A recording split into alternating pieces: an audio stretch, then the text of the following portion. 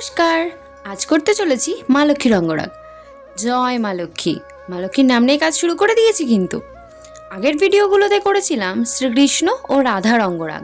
যারা যারা আমার ভিডিওগুলো দেখেছো আগে তারা তো জানোই, যারা যারা দেখোনি তারা এক্ষুনি গিয়ে দেখে এসো।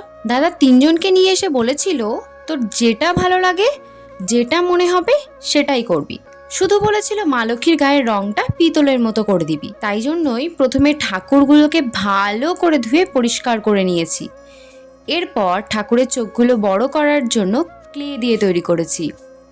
এরপর প্রাইমার করে নিয়েছি। এর ওপরে একটা একটা কালার দিয়ে মা লক্ষ্মীর অঙ্গরাগ সম্পূর্ণ করে শেষে গ্লস দিয়েছি।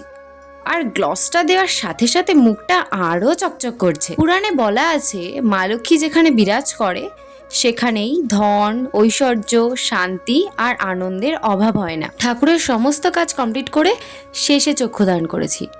মা বলেছিলেন যে ঠাকুরের অঙ্গরাগ করতে গেলে চক্ষুদান সবার শেষে করতে হয়, আগে না। উফ, চোখগুলো একদম জলজল করছে, কি মিষ্টি যে লাগছে। আর দাদার তো ভীষণই পছন্দ হয়েছে, ভীষণ। তোমাদের কেমন লাগলো সেটা অবশ্যই কমেন্টে বলে যাবে। কিন্তু আসলে তোমাদের থেকে পাওয়া রিভিউগুলোই আমাদের কাজ করার আরও শক্তি দেয়, আরও অনুপ্রাণিত হই আমরা। দাদা ঠাকুরগুলোকে বাড়ি নিয়ে যাওয়ার পর অভিষেক করিয়ে সাজিয়েছে। কি সুন্দর, কি মিষ্টি লাগছে। আমার মনে হয় দেখলে দেখতেই থাকি, চোখ আর ফেরাতে ইচ্ছা করে না, ওখান থেকে উঠেও আসতে ইচ্ছা করে না, এত অপূর্ব লাগছিল। মনের মধ্যে যেন একটা আলাদাই শান্তি চলে আসে। যাই হোক, অনেক অনেক অনেক বকবক করেছি। এবার তোমরা বলো মা লক্ষ্মীর অঙ্গরাগটা কেমন হয়েছে, কেমন লাগছে তোমাদের। আর আগের দুটো ভিডিও দেখবে আর বলবে কোনটা সব থেকে বেশি ভালো লাগছে, কোনটা কেমন হয়েছে। জানালে ভুলগুলো দ্বিতীয়বার আর হবে না, সেখান থেকে দেখেই শোধরাতে পারবো।